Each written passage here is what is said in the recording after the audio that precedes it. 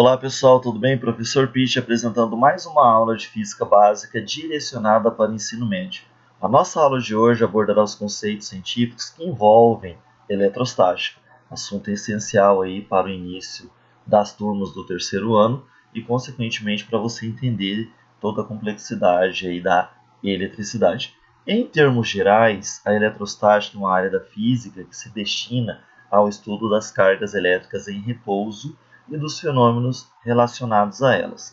Em termos mais específicos, ela é a área da física que abrange o estudo das cargas elétricas em repouso, e os fenômenos eletrostáticos estudados por esta área do conhecimento surgem em decorrência da força de atração e repulsão que as cargas elétricas exercem umas sobre as outras.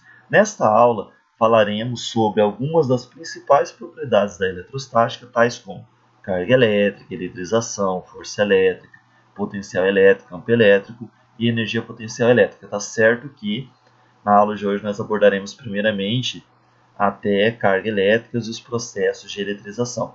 Força elétrica, potencial elétrico, campo elétrico e energia potencial elétrica nós faremos em outra aula, dando continuidade. Então, o que seria a carga elétrica, né?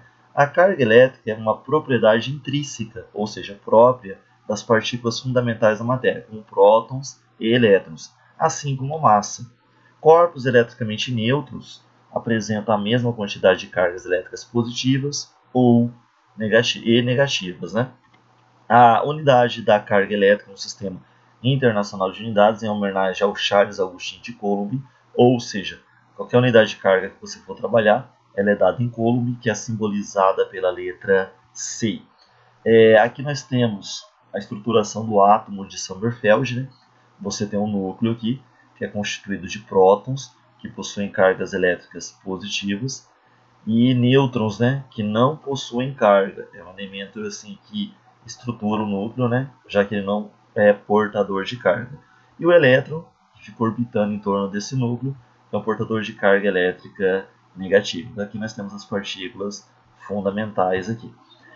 A carga elétrica de qualquer corpo, ela mensura se você está com excesso ou falta de elétrons. Se você tiver a mesma quantidade de prótons, que são as cargas elétricas positivas, e as mesmas quantidades de elétrons, que são as cargas elétricas negativas, o corpo ele tem uma carga nula, ou seja, ele está neutro.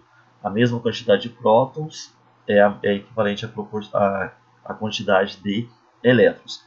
Para você analisar qualquer outra situação de eletrização por falta ou ganho de elétrons, né, ou perda ou ganho de elétrons, então você tem que usar essa equaçãozinha aqui, que E é igual a mais ou menos N vezes E.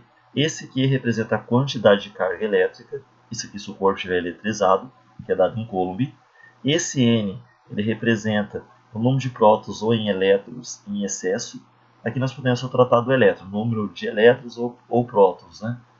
Nesse caso, que o número de prótons representaria, se ele tiver em excesso, que o corpo perdeu elétrons, e se tiver um excesso de elétrons, significa que ele ganhou elétrons.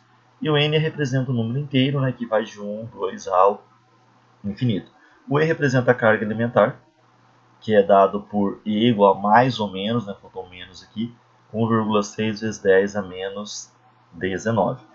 Lembrando, se você tiver o número de prótons e o número de elétrons, basta você subtrair o número de prótons pelo número de elétrons, daí você vai ter essa diferença aí, se tem mais prótons, mais elétrons e assim sucessivamente, ok? Se o corpo tiver com mais prótons, você mantém esse sinal de mais aqui.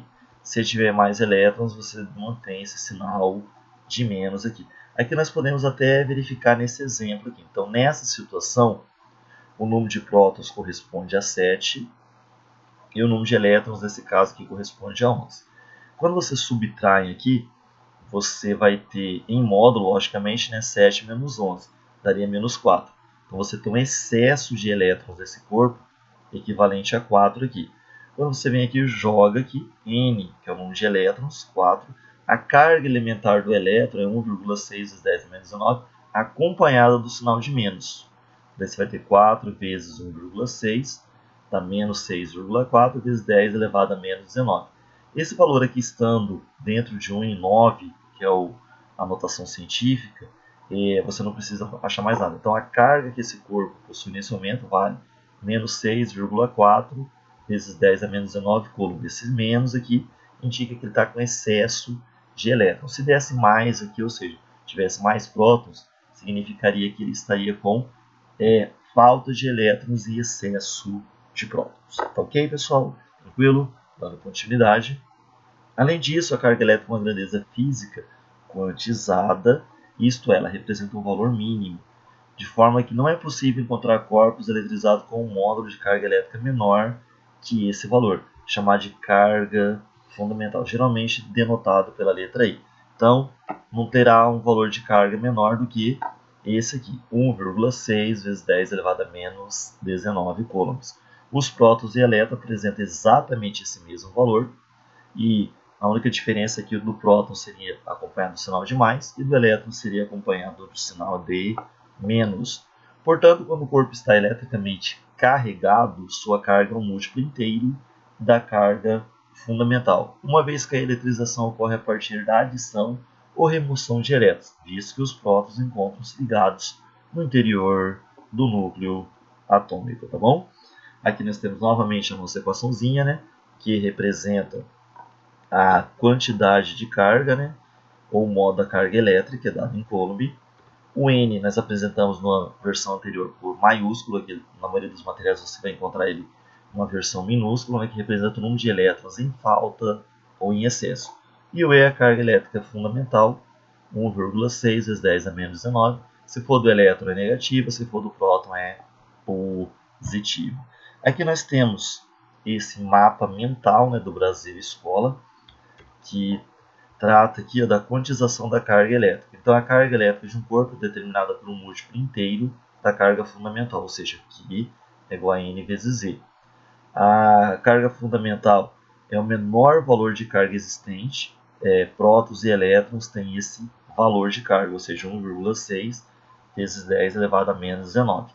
A força elétrica entre as cargas fica assim: cargas de sinais iguais repelem-se, ou seja, positivo repele positivo, e cargas de sinais diferentes se atraem, ou seja, positivo atrai negativo, ok? E nós temos aqui a eletrização, né? Um corpo adquire carga por meio da eletrização. Os processos de eletrização são contato, atrito e indução. É o que nós veremos agora. Então, nós veremos essa eletrização. Então, o que é essa eletrização? É todo o processo capaz de gerar uma diferença entre o número de cargas positivas e negativas de um corpo. Quando o corpo apresenta o mesmo número de cargas positivas e negativas, dizemos que ele está neutro. E se esses números forem diferentes, dizemos que ele está eletrizado. Daí nós temos aqui a eletrização por contato, ela envolve dois corpos condutores, e pelo menos um deles deve estar eletricamente carregado. Quando os dois corpos entram em contato, as suas cargas elétricas dividem-se até que os dois estejam sob o mesmo potencial elétrico. Ao final do processo, os corpos apresentam o mesmo sinal de cargas. Então você tem aqui o processo de eletrização por contato. Você tinha um corpo que estava eletrizado com carga positiva, ou seja, ele estava com falta de elétrons, entrando em contato com o neutro. Esse neutro aqui tem o mesmo número de prótons, o mesmo número de elétrons. Ao contato, né? Nesse caso aqui, esse corpo que estava eletricamente neutro, ele perde elétrons para o corpo que está eletrizado positivamente. Daí, após o contato, eles vão ter cargas de sinais iguais, ou seja, com o mesmo potencial elétrico. Não significa que vai ter a mesma quantidade de carga, porque daí teria que ter tamanhos iguais aqui, tá bom? Aqui é a mesma coisa com o corpo eletrizado com carga negativa, entra em contato com o corpo neutro. Após esse contato, ambos estão com cargas de sinais iguais. Se elas tivessem tamanhos iguais aqui, elas dividiriam o excesso pela metade. Vamos supor que aqui tivesse 10. Após o contato, cada uma teria 5. Aqui, após o contato, cada um teria 5 do excesso, né? O excesso aqui seriam cargas positivas, o excesso aqui seriam cargas negativas. Como é que elas têm tamanhos diferentes, elas vão ter só cargas de sinais iguais, não significa que elas terão módulos iguais, ok? A eletrização por atrito ela envolve o fornecimento de energia para dois corpos por meio de fricção, ou seja, esfregar um no outro em linguagem popular, né? Então, durante a fricção, atrito, alguns elétrons são arrancados de um dos corpos, sendo capturados em seguida pelo outro. Para tanto, é necessário verificar a afinidade desses dois corpos nesse tipo de eletrização em uma consulta na série triboelétrica. Eu vou falar dessa série triboelétrica. Então aqui nós temos o processo de eletrização por atrito, nós temos o vidro e a lã. Quando você esfrega o atrito por fricção a lã no vidro, após o contato o vidro ficou eletrizado com carga positiva, ele perdeu elétrons, e a lã ficou eletrizada com carga negativa, ou seja, ela ganhou elétrons. E aqui você tem a outra eletrização que eu já falei acima. Aqui nós vamos atentar essa daqui, só a por atrito. Mas espera aí, como que eu vou saber que o vidro vai ficar com carga positiva e a lã vai ficar com carga negativa? Aqui nós temos a lã e aqui está o vidro. Muito bem. Daí o que nós temos aqui?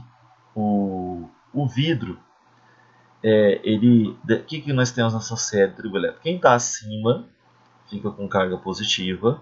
Quem está abaixo nessa série triboelétrica fica com carga elétrica negativa. Então o vidro está acima, ele fica com carga positiva.